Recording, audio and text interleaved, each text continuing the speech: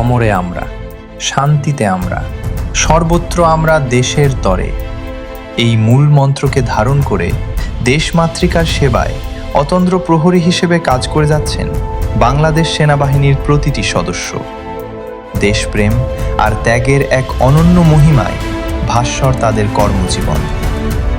দেশের সার্বভৌমত্ব রক্ষা থেকে শুরু করে যে কোনো জাতীয় দুর্যোগ বা ক্রান্তি লগ্নে সেনাবাহিনীর সদস্যরা নিজেদের জীবনের ঝুঁকি নিয়ে আর্তমানবতার সেবায় ঝাঁপিয়ে পড়েন।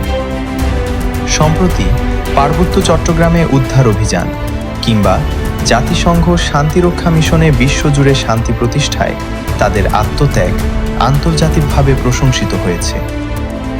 সেনাবাহিনীর প্রতিটি সদস্য দৃঢ়ভাবে বিশ্বাস করে সাধারণ মানুষের আস্থা ও ভালোবাসাই এই বাহিনীর মূল শক্তি।